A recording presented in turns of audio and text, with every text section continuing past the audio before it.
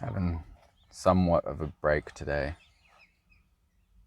No huge driving to find the next epic spot.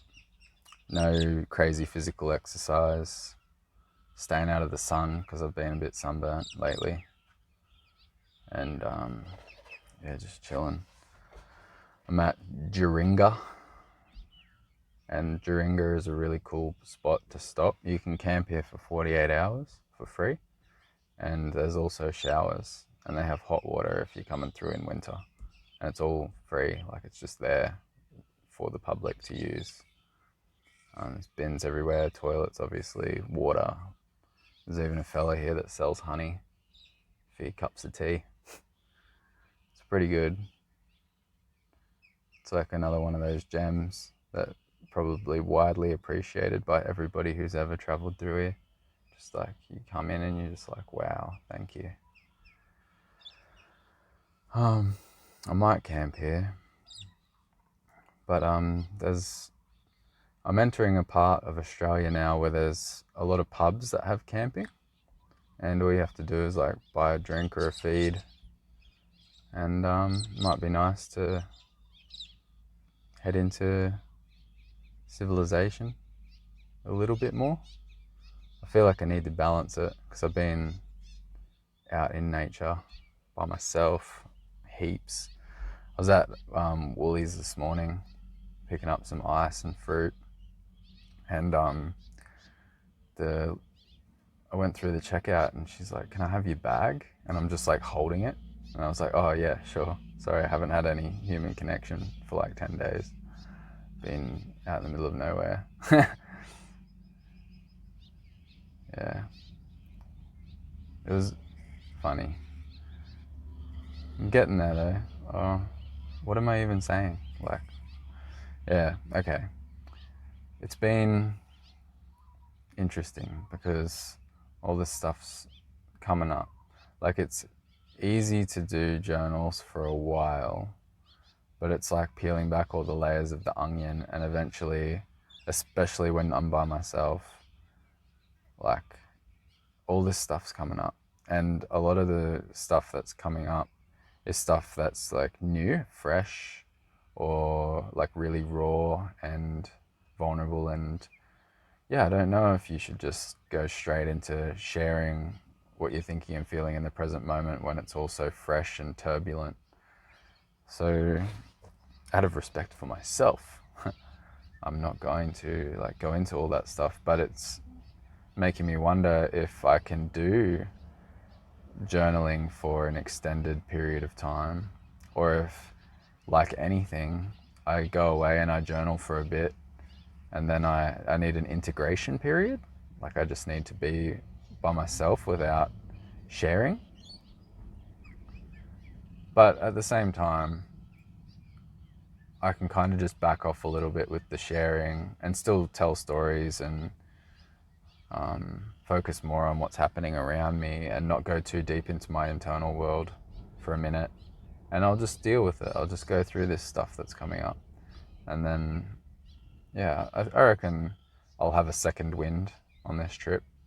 I don't think it's the end of journals. I don't think I'm going to retreat into my shell. I'm just having a moment, and I'm just like creating a little bit more space for myself. I think it's healthy. You don't want to just be sharing everything you got. That's what makes you feel crazy. Because I used to, for those who don't know, I used to journal every day and post every day live. So it was really intense because like some days I would be sharing like the most hectic shit, like just like completely raw, uncensored humanity, like all my emotions, all my reactions, like not like polishing it at all. Just, this is where I am and what's going on inside me, and it was intense. It's only since I've started traveling that I've put some space between when I record and when I post, and it's just simply, it happened because there's no internet, which is, like I've said before, is one of the greatest things that's ever happened to me. because I've learned about this space thing that just makes everything feel so much better. Because by the time you watch this, I won't care about it. So that's like one thing that makes it healthier. And I can always, like, in that time between now and when I'm supposed to share it, like when it will, like when I upload it all and I schedule it all, if I decide between now and then, because I'll watch it again before I upload it, if I decide that it's too vulnerable or like I don't want to share that, I can always like delete it or keep it on private. So there's like heaps more room just for me to process stuff more and integrate stuff more without just like blurting out all of my deepest experiences as I'm having them. Because that's like maddening. I can't believe that I did that for so long. It's, and plus like not only the fact like that I was just doing that, and that's crazy, like, but I continued to do it when people were reacting to it as well. When like people were, yeah, like my actions and reactions were triggering off reactions in people who would watch the stuff, and it would create so much turbulence and emotional, like, extra stuff that just didn't need to happen. And yeah, so now it's like I don't care about sharing everything live and like being like ultra authentic and all that. I just care about my own mental health and my own well-being. So eventually, like, people will see these, and it makes no difference to the viewer, like if it happened today or if it happened 6 years ago. Like if something in the content is resonating with somebody, if people are connecting with it or drawing insights from it. I used to always say, these journals aren't intended to be advice or guidance. I'm just expressing what I'm thinking and feeling in the present moment, like a little disclaimer. It's still true. Like, nothing in these journals is meant to be taken on. It's just me trying to bring a little bit of realness and humanity to social media world, and like all of this.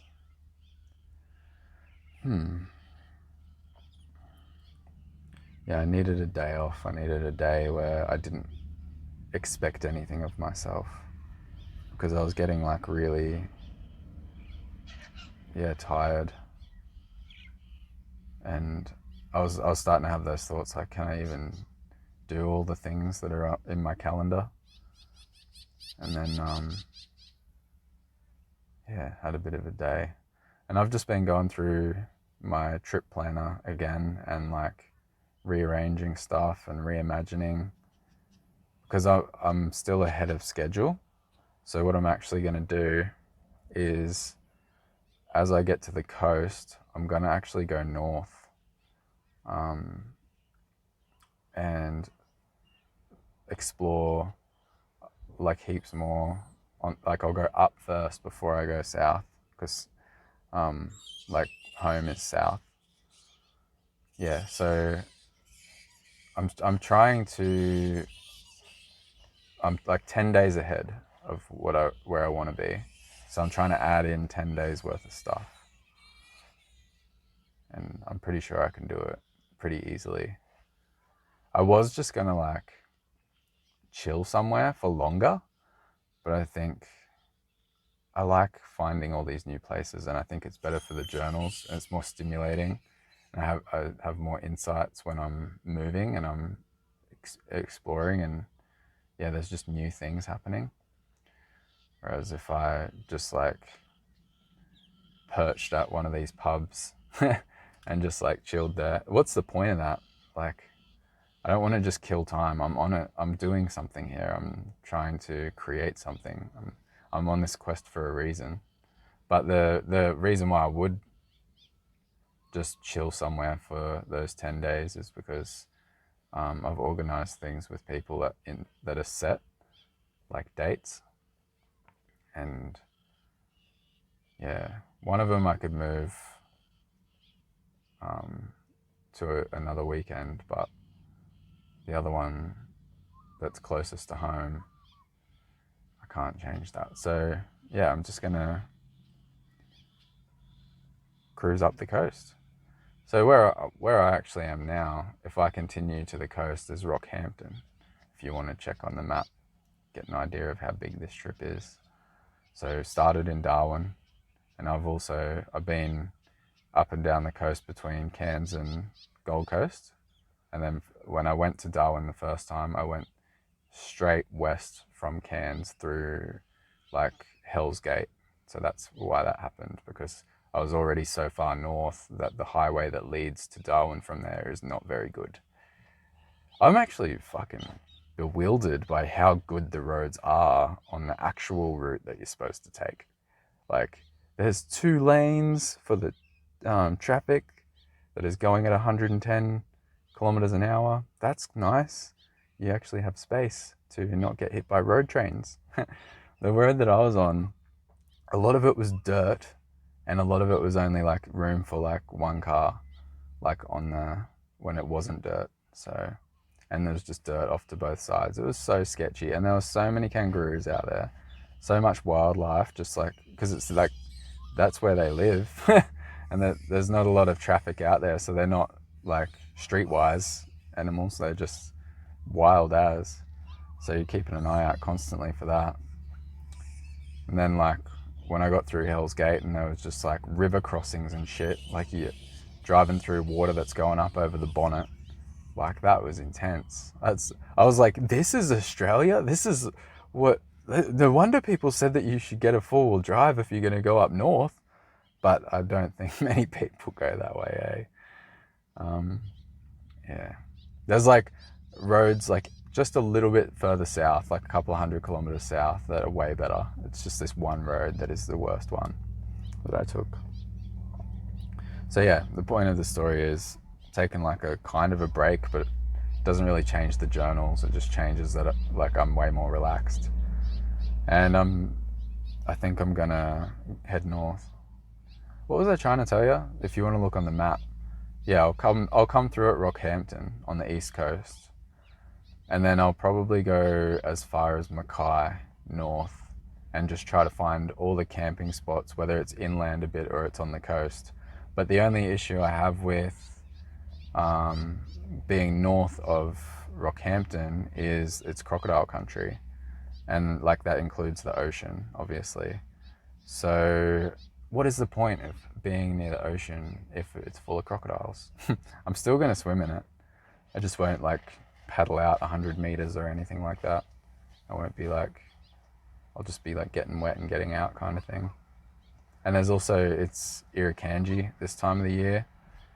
Like, I don't know if they're up this, where exactly they are, but I know Irukandji are like one of the most painful jellyfish stings on the planet, and they're like basically invisible.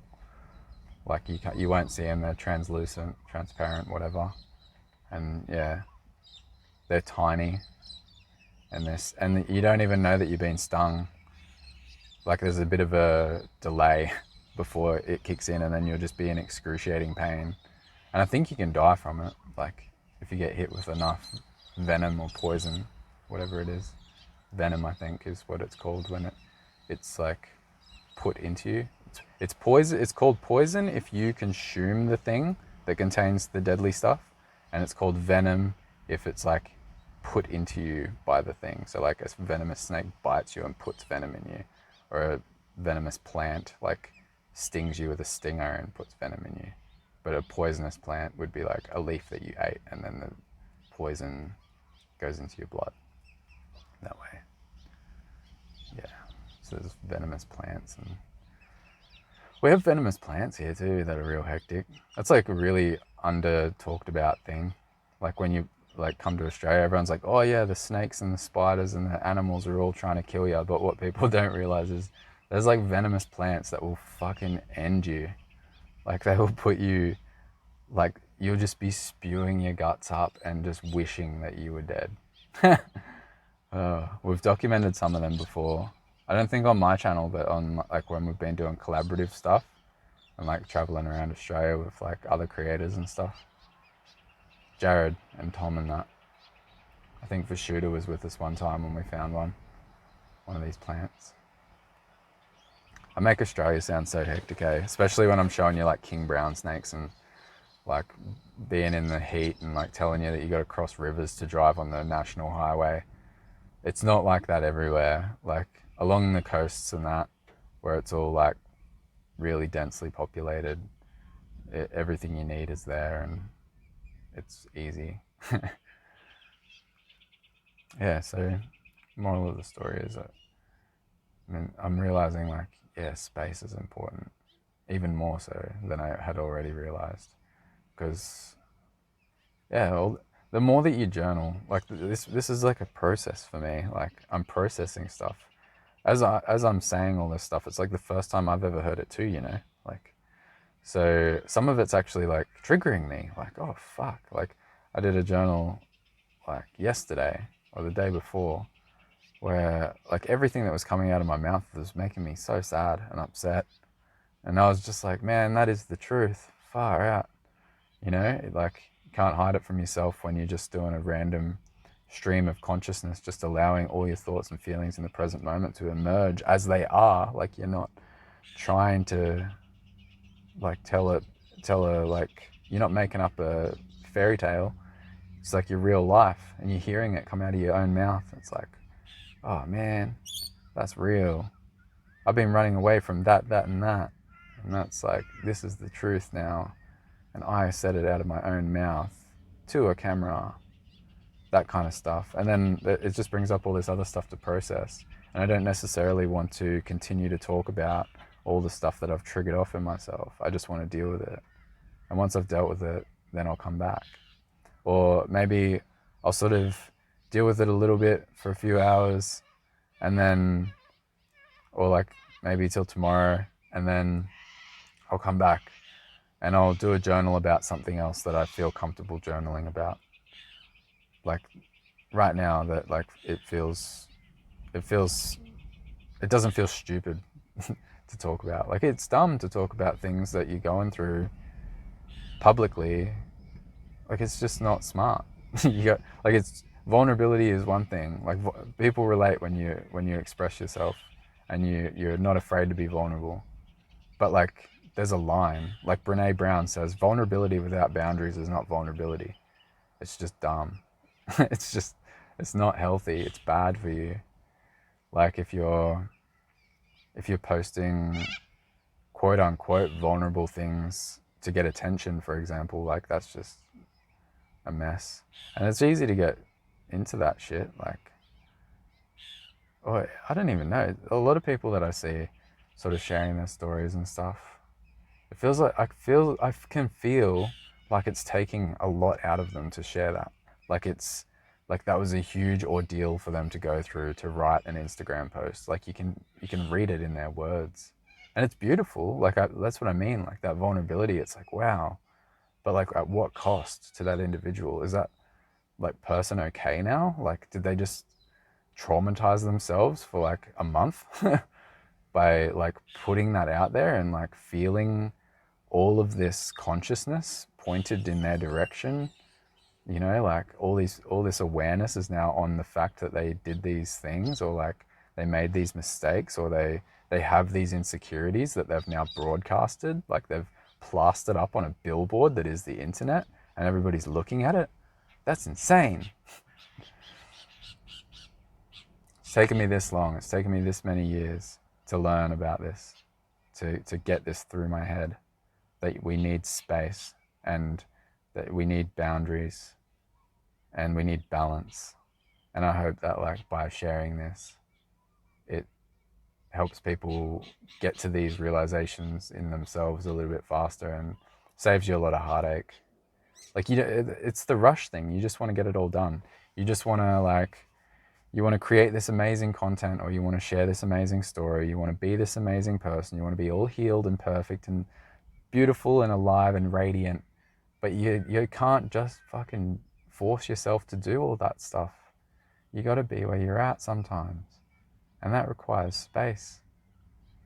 That requires self-love. And self-love is like self-love. It's not posting your problems on the internet and then hoping that somebody will be nice to you, because people won't be nice to you. necessarily.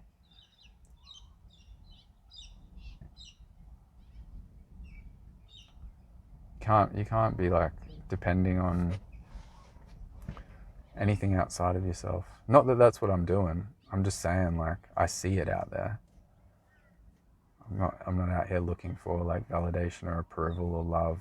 I'm just sharing real shit, like I said. But this is my realizations for right now. Click the like button for me. Comment down below. Subscribe if you haven't already.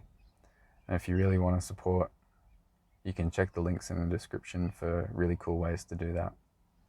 And I'll see you again shortly.